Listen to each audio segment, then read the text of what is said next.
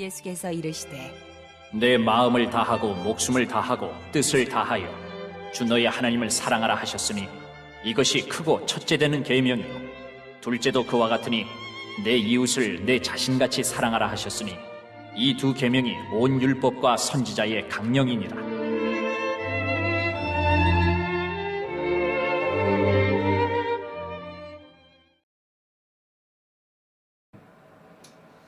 이루었도다.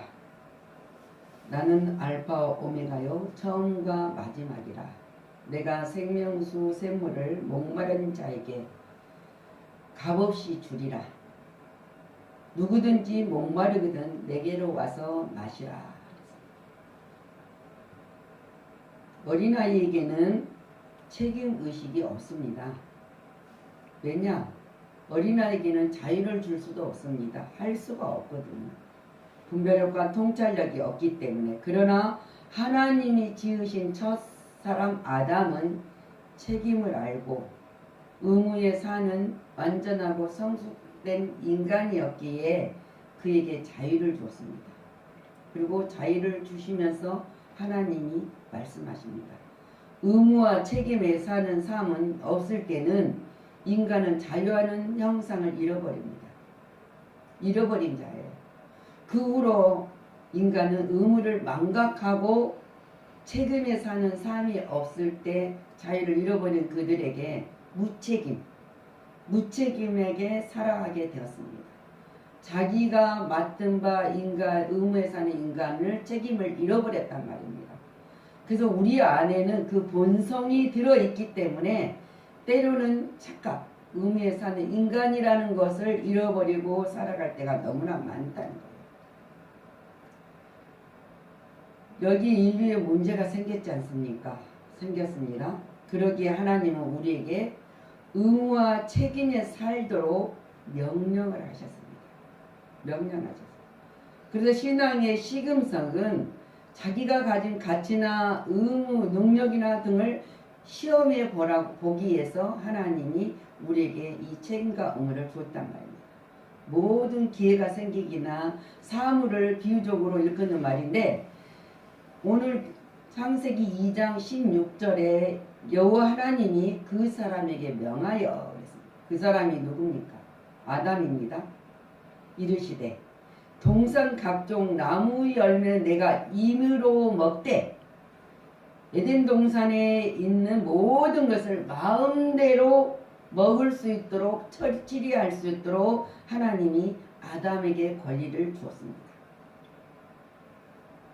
근데 내가 마음으로 임으로 먹되 이 말이 굉장히 우리에게는 중요한 사건입니다. 뭐든지 우리에게 주었어요. 너희가 할 수 있는 대로 다 하라. 먹되라는 구절이 그 증거예요. 그런데 그거를 잃어버렸단 말입니다. 하나님은 인간을 만들 때 로봇으로 같은 존재로 만들지 않았어요. 생각하고 또 느끼고 행동하는 인격적인 존재로 만드셨다는 거예요.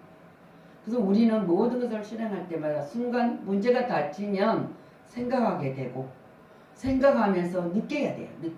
생각하면서 느껴지는 것을 올바른 것이라 생각하면 행동으로 옮겨야 된다 그랬어요. 우리에게 생명가요 선악과로 말미암아 계명을 순종할 의무를 책임을 줬단 말입니다. 선악과는 먹지 말고 생명과일을 먹지 말라 그래서 먹으면 죽는다 그랬는데 먹어버렸잖아요. 우리가 그래서 느끼고 행동하는 모든 것들이 내가 알고 지식으로 행동하고 느끼면은 우리는 멸망의 길이 될 수밖에 없어요. 그러나 생각할 때도 느낄 때도 하나님의 성령님의 도움과 가르침이 있어야 된다는 거예요. 우리에게 할 수 있는 것이 있고 할 수 없는 것도 있습니다. 순종할 수도 있고 불순종할 수도 있는 선택권이 우리에게 주어졌다는 거예요. 그래서 순종하였을 때는 복이고 불순종하였을 때는 고난이라는 것을 우리가 안다면 알고 살아가는 우리를 만드는 그 하나님의 뜻을 안다면 우리가 왜 불순종을 하겠습니까? 순종해야지. 의무는 옳은 것에 힘쓰라는 거예요. 너에게 주어진 것은 옳은 것을. 한마디로 인간은 누구든지 옳게 살아가야 할 의무를 주어졌다는 거예요. 그 의무를 잊어버리면 안 돼요. 그래서 그 의무를 가진 자들에게는 하나님이 이대한 사랑의 계명을 주었어요. 사랑의 계명을 주면서 충실하라. 사랑에 충실하라는 거예요. 사랑은 충실해야지, 충실하지 아니면은 이기적이 되어버려요. 그래서 오늘 마태복음 22장 37절과 40절 읽은 것에서 예수님께서 말씀하시되 내 마음을 다하고 목숨을 다하고 뜻을 다하여 주 너희 하나님을 사랑하라는 거예요. 이것이 하나님을 경외하는 것이고 하나님이 주시는 약속을 믿는 믿음이에요.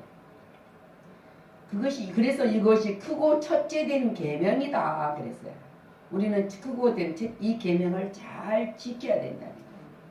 그리고 둘째로는 그와 같이 내 이웃을 내 자신같이 사랑하라 그랬어요. 그죠? 이 두 명이 온 율법과 선지자의 강령입니다. 우리가 해야 될 의무란 말입니다. 그래서 하나님께 대한 의무를 다해야 함은 이웃에 대한 의무도 다해야 하는 것이래요. 그래서 우리는 모든 것을 우리가 손으로 꽉 쥐고 있으면 아무리 큰 보아도 손으로 쥐고 있으면 아무 소용이 없어요. 그 본을 손을 쥐어서 나누어야만 그것이 유익하게 복되게 많은 자들에게 행복을 나눌 수 있는 자가 돼요. 그래서 우리 보고 뭐라고 합니까? 너희는 세상의 빛이라. 너희는 세상의 소금이라. 세상의 그리스도의 향기라 그랬잖아요. 그래서 우리가 가면은 어둠이 악한 것들이 다 물러가게 돼 있어야 된다는 거예요. 그리고 맛을 내는 것은 복음, 그리스도의 사랑을 전하는 것이 언약의 약속을 전하는 것이고 그런 자에게는 가는 곳곳마다 악취가 풍기는 것이 아니라 향기가 난다는 거예요. 향기. 그리스도의 향기. 향기는 살아있는 사람에게 나요. 죽어있는 사람에게는 악취가 풍깁니다.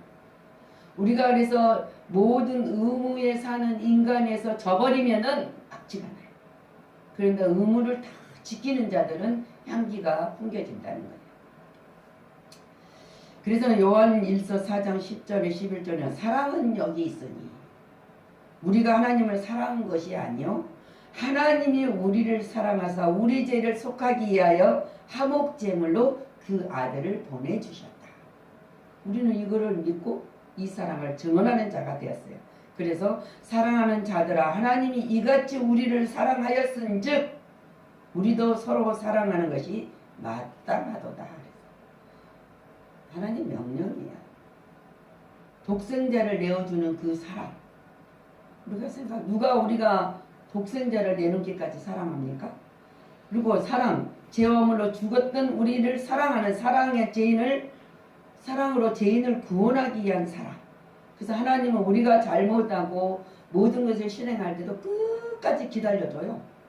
내 사명을 다하고 하나님이 영광을 돌릴 때까지 기다리는 사랑으로 우리를 지키신다는 거예요. 그리고 보호하셔요.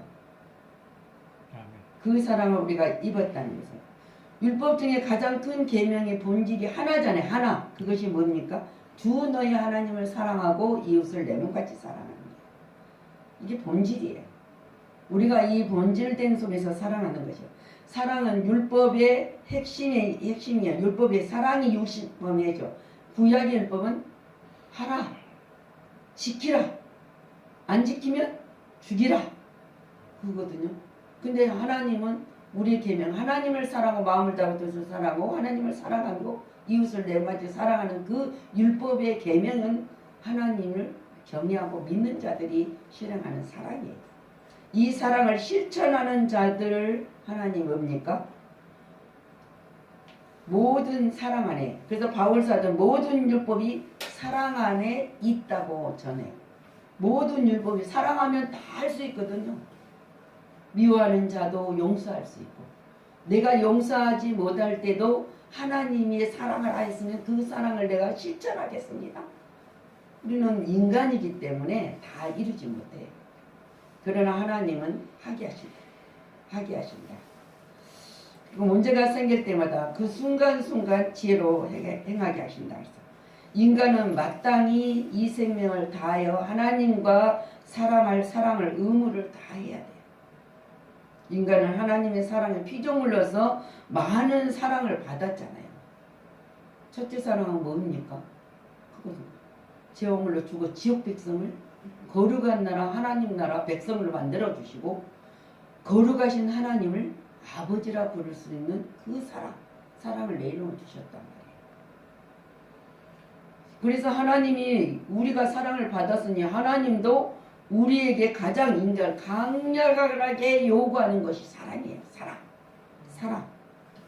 그럼 우리는 이미 받은 사랑을 하나님을 사랑하고 사람을 사랑하고 이웃을 사랑할 의무를 우리에게 주었다는 사실. 그걸 지켜야 된다. 지킨데 우리가 할 수 있습니까? 저 사람 미운데 나를 맨날 괴롭히는데 사랑할 수 있습니까? 근데 할 수 있어요. 내가 받은 사랑을 생각하면 할 수 있다는 거죠. 그래서 이 사랑을 하는 자들은 만민에게 복음을 전하는 일꾼이 되었다 그랬어요. 일꾼이다 그랬어요. 일꾼. 이 사랑하는 자. 오늘 마가복음 16장 15절 말씀에 너희는 온 천하에 다니며 만민에게 복음을 전파하라. 주님께서 보내심을 받는 이대한 일꾼들이에요. 우리는. 여러분들은 이대한 사람이란 전환자가 아니라 이대한 일꾼이란 말입니다. 단 한 번 부여된 일생을 이대하게 산다는 것은 가치 있는 일이잖아요. 정말 가치 있는 일이에요. 이대한 것이 뭐 많은 명예가 있고 뭐가 있어서 이대한 것이 아니에요. 내가 누구라는 것을 잊어버리지 않고 사는 인생이 이대한 인생이다. 그러나 때로는 이렇게 살아간다는 것이 참 어렵죠. 어려운 일이에요. 근데 이대한 인생의 기초는 누구에 의해서 쓰임받는가 하는 데 달려있다는 거예요. 우리는 누구에게 기초가 되어 있습니까? 전능하신 하나님. 그분이 우리 아버지의 기초가 되었을 때 우리는 우리가 어떻게 쓰임을 받는가 하는 데 달려있어요. 우리가 로마서 8장 28절에 너희가 모든 것이 합력하여 선을 이루느니라 그랬잖아요. 합력이 뭡니까?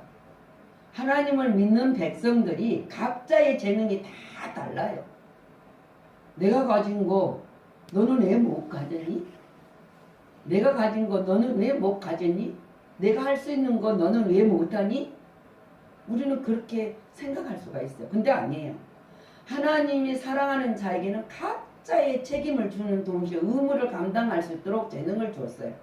그 재능들이 모아져서 합력해서 선을 이뤄가는 거예요. 하나님이 영광나라 복음을 위해서 전하는 것이 합력할 선을 이루느니라. 그 선을 이루게 하신 분은 전능자 하나님이시라는 거예요.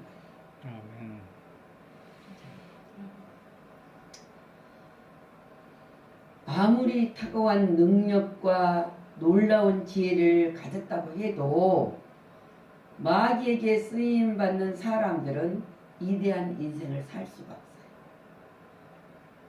잠깐은 살는지 모르겠죠. 잠깐은 사용될지 모르고 사용되는 것이 아니라 이용될지 몰라요. 그러나 아니에요. 살 수가 없어요. 그러나 어떤 환경이나 여건이 보잘것없고 미미하고 함에도 불구하고 주님께 쓰임받는 사람들은 이대한 삶을 살아갈 수 있어요. 살게 돼요. 왜? 하나님이 우리를 쓰임받는 그분이 우리 기초를 되어서 쓰이기 때문이다. 그래서 바울은 말하지 않습니다. 전 시간들을 내가 전 생애를 복음을 위해 바쳤다. 복음은 어둠을 밝혀주는 빛이잖아요. 사망의 그늘을 앉는 자에게 생명의 빛을 주는 것이에요. 그것이 사랑. 복음을 전하는 일이야말로 가장 중요하고 귀한 사역입니다. 우리는 그 사역을 해서 육체로도 수고하고 땀을 흘리는 거예요. 그러니까 헛되지 않게 보내야 된다. 그 있는 자리가 감사하고 주시는 사역이 감사하고 그래서 보내심을 받는 일꾼은 놀라운 표적이 따른다겠어요. 따르니 일꾼이다. 하나님이 선언하잖아요. 표적의 근원이 하나님이시기 때문에요. 그들에게 나타난 능력이나 표적은 하나님의 역사이기 때문이에요. 역사이잖아요.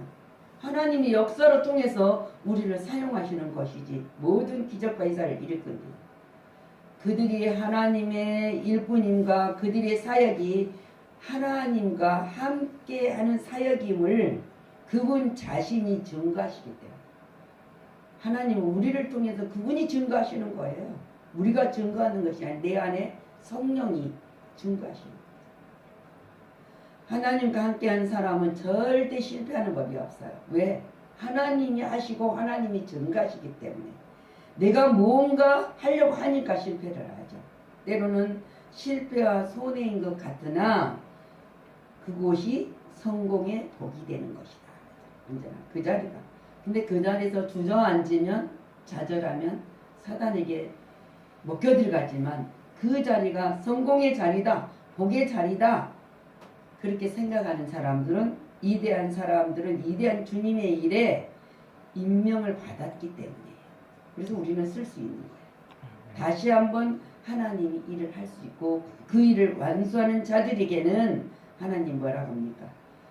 그냥 안 해요. 너희에게 오직 성령이 임하면 권능을 받아. 성령이 임하여야 권능을 받아요.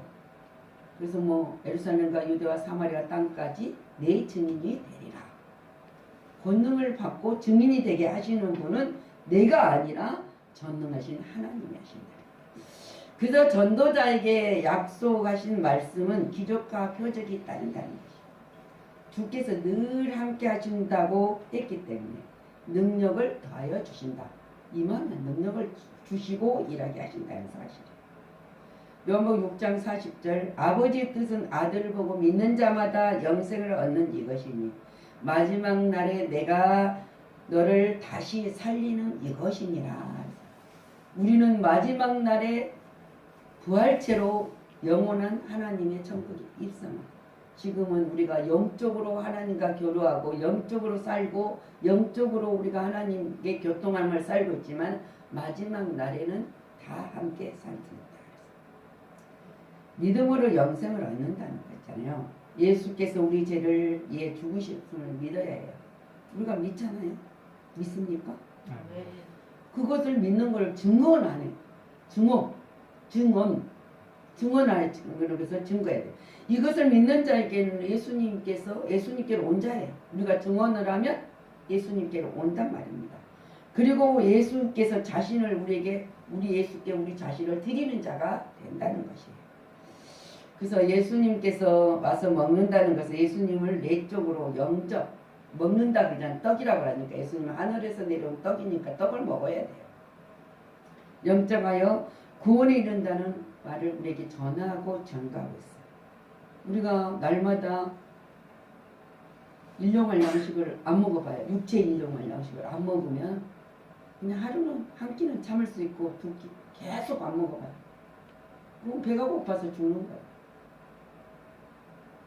그리고 우리가 이러잖아요. 사람들이 입으로 시인한 대로 될저다 했는데 믿는 사람들이 입으로 계속 부정적인 이야기를 해요. 아유 먹기 싫다. 먹기 싫다? 하기 싫다? 먹기 싫다 하기 싫다 그러면 어떻게 해요? 결과는 뭡니까? 죽어야 돼. 죽는다. 배고프면 죽어요. 계속 안 먹어봐요. 근데 참 하나님의 놀라운 능력은 금식은 하나님이 영광을 해서 내가 흉악을 푼다 그랬으니까 금식을 하면 안 먹어도 안 죽어. 근데 평상시에 뭐 일주일 하루만 계속 3-4끼를 안 먹어도 얼마나 배가 고픕니까? 이틀 안 먹어. 3일, 4일, 5일 그냥 안 먹어봐요. 나중에 힘도 못 써요. 근데 금식을 하면 하나님이 하라 해서 내가 모든 걸 빼내기 위해서 금식을 하면 오랜 시간을 가도 먹었는지 안 먹었는지 배도 안 고파요. 왜 배가 안 고플까요? 하나님이 주시는 예수님의 떡을 먹기 때문에요. 떡을 먹고 계속 아멘. 살기 때문에 우리는 배가 안 고픈 거예요. 아멘. 그래서 우리가 영생을 얻을 수 이제 여기 있지 않습니까? 그를 영접하지 않으면 배가 고파요. 왜? 영생이 없으니까. 영원한 생명이 없으니까 배고프다. 예수님을 모신 사람은 우리가 영원한 생명을 이 땅에서 누려야 된다. 지난주에 뭐라고 했습니까? 인생을 즐겁게 살자. 우리가 즐겁게 살자. 그 사람은 모든 입술이 긍정적인 말만 하면 돼요. 내 말한 대로 될 자다 그랬잖아. 입으로 시인한 대로 될 자다. 우리는 즐겁다. 행복하다. 왜? 주님이 나와 함께 사니까. 그잖아? 그래서 바울사도가 얼마나 우리에게 우리 한 예수님을 친구로, 진실한 친구로, 또 우리 예수님을 우리 신랑으로 살아가면 그냥 얼마나 즐겁습니까? 예수님을 우리 원수로 삼은 사람들은 즐겁지 않아요. 예수님을 우리를 대적으로 삼고 사는 사람 인생이 안 즐거워요. 우리는 영원한 생명을 주신 그분과 살아가기 때문에 날마다 즐거워야 돼요. 그래서 우리가 날마다 즐거우니까 찬양으로 영광을 돌리잖아요. 찬양을 받기 위해서 예수님 우리를 선택했기 때문에 우리도 찬양으로 영광을 돌려드리는 거예요. 그러면 즐겁잖아요. 찬양할 때 찡그리고 찬양한 사람 어디 있습니까? 기뻐서 찬양하잖아요. 계속 찬양으로 영광을 돌리는 거예요.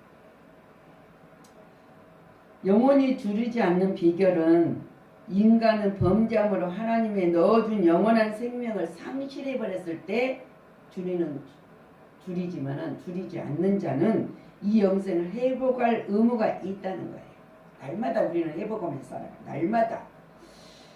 우리는 하나님 앞에 죄를 회개하고 그에게 돌아가고 순종하며 우리를 위하여 죽으시고 부활하신 예수님을 믿음으로써 찬양해 드립니다. 그래서 우리는 날마다 영생을 다시 회복시킬 책임이 있다는 거예요. 우리만 영생이 회복되는 것이 아니라 우리가 영생을 회복시킬 책임을 우리에게 주어졌다는 거예요. 또한 영생 복락을 전해줄 의무가 우리에게 있다는 거예요. 그것을 행하지 않으면 우리는 책임과 의미에 사는 사람이 아니라 잃어버리고 사는 사람이에요. 그래서 오늘 뭐라 하시면 의미에 사는 인간은 이 책임을 다하는 성숙한 인생이 되어야 한다 그랬습니다. 기도하겠습니다.